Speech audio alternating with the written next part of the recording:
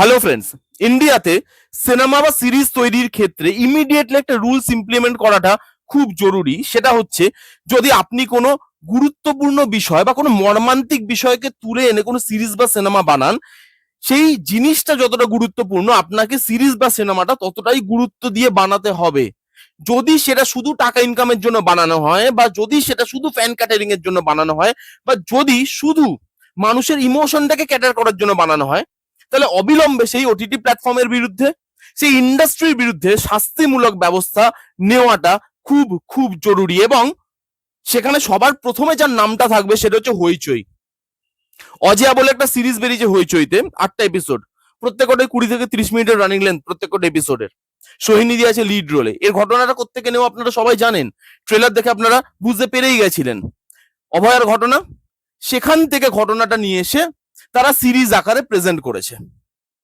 এইবার এইটাই হচ্ছে আমাদের প্রাপ্য, ট্রাস্ট মি, এটাই হচ্ছে আমাদের প্রাপ্য। আমরা রাত জেগেছি, আমরা একটা মেয়ের জন্য খালি কলকাতাবাসী নয়, সারা বিশ্বের লোক কেঁদেছি। আমরা ভাবতে বাধ্য হয়েছি যে আমরা সেফ কোথায়, আমাদের নিজের দেশে, নিজের শহরে, নিজের বাড়িতে, ইভেন নিজের কাজের জায়গায় সত্যি কি আমরা সেফ, এটা ভাবতে বাধ্য হয়েছি। এবং এত কিছুর পরে এদের লজ্জা নেই, এরা এরকম একটা সিরিজ বানায়। এবং এটাই বোধহয় আমাদের প্রাপ্য এত কিছু হওয়ার পরে, কারণ এদেরকে আমরাই মাথায় তুলেছি। আজকে বিশ্বাস করুন, এতদিন এরা চটি চাটতো, এখন এরা অন্য কিছু চাটে, কিন্তু চাটাটা এদের রক্তে মিশে গেছে, এরা এখান থেকে বেরোতে পারবে না। এটা যখন ট্রেলার বেরিয়েছিল তখনই আমি এর যে প্রবলেমেটিক দিকগুলো বা এটা নিয়ে, এইরকম ধরনের সিরিজ নিয়ে আমার যে প্রবলেম, সেটা আমি সেই একটা ভিডিওতে কথা বলেছিলাম। আপনারা যারা যারা দেখেছেন তারা জানেন, যারা দেখেননি আমি এই ভিডিও ডেসক্রিপশনে লিঙ্কটা দিয়ে দেবো। সেখানে আমি এগুলো নিয়ে ডিটেলে কথা বলেছি এবং আমি সেখানেই স্টিক করে থাকবো। আজকে আমাদের জাস্টিসটা দরকার ছিল, নাকি ললিপপের মতো একটা সিরিজ। আজকে যখনই জাস্টিসের কথা ওঠে, হচ্ছে হচ্ছে তো হবে, এটা টাইম লাগবে, এটা খুব গুরুত্বপূর্ণ বিষয়, এখানে অনেক কিছু জড়িয়ে আছে, টাইম লাগবে। এবার সেটা কতটা টাইম লাগবে, কবে আমরা জাস্টিস পাবো, সেটা ভগবানও বলতে পারবে না। মানে সেই জাস্টিস দেখার জন্য আমরা বেঁচেও থাকবো কিনা ইন ফিউচার, সেটাও আমরা জানি না। এবার যেহেতু তারা কিছু করতে পারছে না, অনেক কিছু বদল হয়ে গেছে, ভালো দিন চলে এসছে নাকি আমাদের, কিন্তু জাস্টিস এখনো আমরা পাইনি। এবং তার বদলে আমাদেরকে এরকম একটা ওয়েব সিরিজের ললিপপ ধরিয়ে দেওয়া হয়, ভাই তোমরা দেখো এবং চোষো। এবার আপনারা অনেকে বলবেন হয়তো, ভাই এরকম ধরনের সিরিজ হওয়া, এরকম ঘটনার উপরে, সেটা তো খুব ভালো, অনেক মানুষের কাছে পৌঁছাচ্ছে। এই ঘটনাটা সত্যি কোন মানুষটার কাছে পৌঁছায়নি আপনি বলতে পারবেন? কে জানেন এই ঘটনাটা? সারা পৃথিবীর লোক রাস্তায় নেমেছিল, ইভেন যারা বিদেশে যে বাঙালিরা থাকে তারা পর্যন্ত রাস্তায় নেমেছিল। তাহলে এই ঘটনাটা কার কাছে পৌঁছায়নি? এরকম ধরনের সিরিজ বানানোর আগে আমাদের তো জাস্টিসটার দরকার ছিল।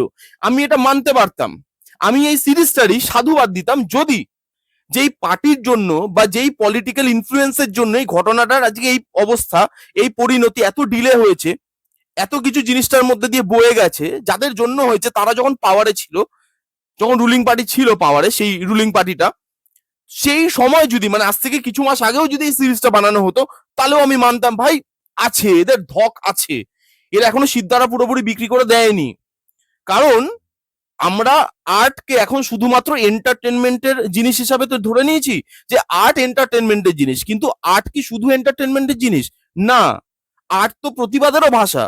আমরা তো বিভিন্ন দেশে বিভিন্ন ল্যাঙ্গুয়েজে বিভিন্ন জিনিস নিয়ে, যখনই কেউ শাসন করতে গিয়ে সেটা ডিক্টেটরশিপে পরিণত করেছে, তার এগেনস্টে আমরা তো সিনেমা তৈরি হতে দেখেছি, আমরা তো ছবি হতে দেখেছি, মানে ছবি আঁকা দেখেছি, কবিতা দেখেছি, গান দেখেছি, গান শুনেছি, সেই আর্টগুলো ডিস্ট্রয় হতেও দেখেছি, সিনেমা ব্যান হতেও দেখেছি।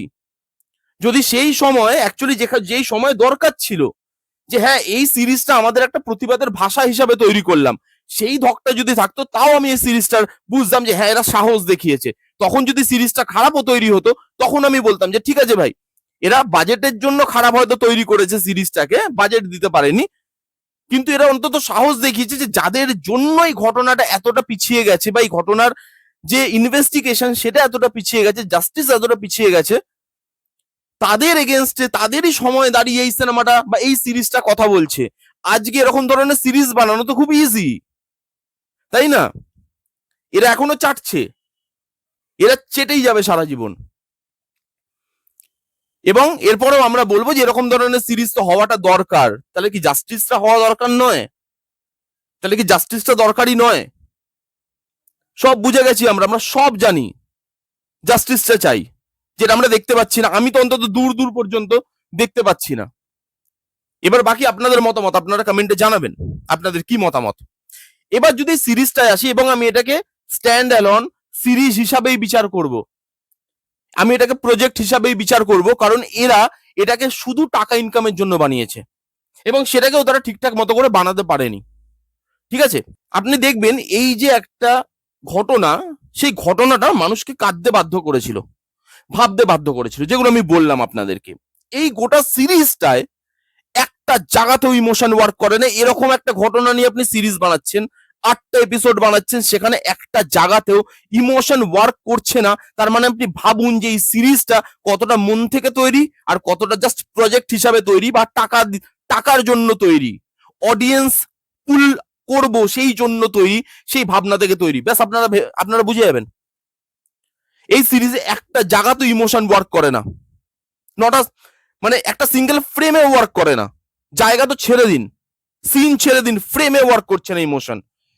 যেই ঘটনাটা আজকেও যদি আমাদের মনে পড়ে, আমাদের বুক কেঁপে ওঠে যে আমাদের বাড়িতেও মা বোন আছে, তাদের সেফটিটা কোথায়, সেই প্রশ্ন আজও নিজেদেরকে আমরা করি, উত্তর আমরা পাই না। এটা খুব আনফরচুনেট আমাদের জন্য। কিন্তু এই সিরিজটা কোথাও কি ইমোশনালি আপনাকে কনভার্ট করতে পারে না, কোনো জায়গায় না। পারফরমেন্স, সোহিনীদিকে কিরকম একটা রোলে দিয়েছে এবং সোহিনীদি সেটাকে কিরকম পারফর্ম করেছে, আপনি না জাস্ট মানে বুঝতেই পারবেন না। দেখে জাস্ট মনে হচ্ছে সোহিনীদিকে এটা জোর করে করানো হয়েছে, তার পারফরমেন্সে মনই নেই। সোহিনীদি এর থেকে অনেক ভালো পারফর্মার, তিনি এর থেকে অনেক ভালো পারফরমেন্স দিতে পারে, বাট এখানে তার পারফরমেন্স খুব সিম্পল, খুব অ্যাভারেজ বা বিলো দ্য অ্যাভারেজ।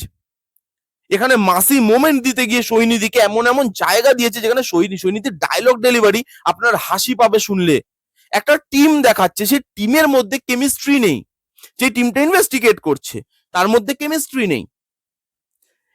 এখানে দেখাচ্ছে যে টিমে যারা যারা এসছে তারা এর আগে মানে এই কেসটার আগে অনেক বড় বড় কেস সলভ করে এসছে, কিন্তু তাদের হাবভাব দেখলে বা চালচলন দেখলে আপনি বুঝতে পারবেন না যে তারা এর থেকে বড় বড় কেস সলভ করে এসছে বা এরকম গুরুতর কেস তারা হ্যান্ডেল করেছে। তাদের অ্যাটিটিউডে, তাদের বডি ল্যাঙ্গুয়েজ আপনি বুঝতে পারবেন না, এমন তাদের পারফরমেন্স।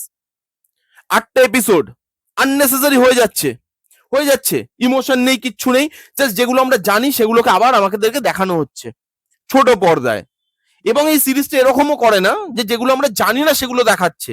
অনেক কিছুতে এরকম ধরনের জিনিসে অনেক কিছু তো অজানাও থাকে, সবকিছু তো আমাদের সামনে অব্দি আসে না।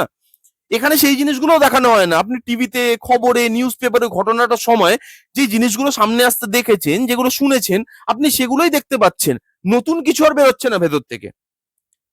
খুব বেসিক একটা সিরিজ, লুক অ্যান্ড ফিলও খুব অ্যাভারেজ। যেখানে একটা থানা দেখাচ্ছে, একটা হেডকোয়ার্টার দেখাচ্ছে, সেটা এআই দিয়ে তৈরি করা, আপনি বুঝতে পারবেন। এরকম ধরনের লুক অ্যান্ড ফিল হয়ে গেছে। কোনো ডায়লগ, এরকম কোনো ডায়লগ নেই যে ডায়লগটা শুনে মনে হবে যে হ্যাঁ ভাই এই ডায়লগটা এখানে দরকার ছিল। এই সিরিজটা দেখার পর কোথাও গিয়ে আপনার মনে হবে না, বা অনেক সময় হয় না, অনেক পুরনো যখন একটা ঘটনা হয়ে যায়, আমরা তো অনেক তারপরে কাজে ব্যস্ত হয়ে যাই, সামনে পুজো আসছে এবং পুজোরই লোক অপেক্ষা করে, মানে আমাদের যারা উপরে বসে আছে তারা পুজোরই অপেক্ষা করে বা এরকম কোনো ফেস্টিভ্যালেরই অপেক্ষা করে যে আসবে, সব ভুলে যাবে লোকজন। এবার এটা দেখার পর যারা মানে যাদের মনে ধরুন এটা একটু এই আলোটা, আশার আলোটা যে জাস্টিস আমরা পাবো, এটা নিভতে একটু শুরু করেছে, তারাও যে আবার চার্জ আপ হবে যে না ভাই এটা কি দেখাচ্ছে এবং এটার একটা জাস্টিস দরকার আমাদের, আমরা কি করে এটা চুপ করে যেতে পারি, এটা নিয়ে কেন আমরা বলছি না, এখনো কেন কথা হচ্ছে না। এই সিরিজটা আপনাকে সেটাও দেয় না যে আপনি ভেতর থেকে আবার জিনিসটা চাইবেন, সেটাও ওই সিরিজটা করতে পারে না।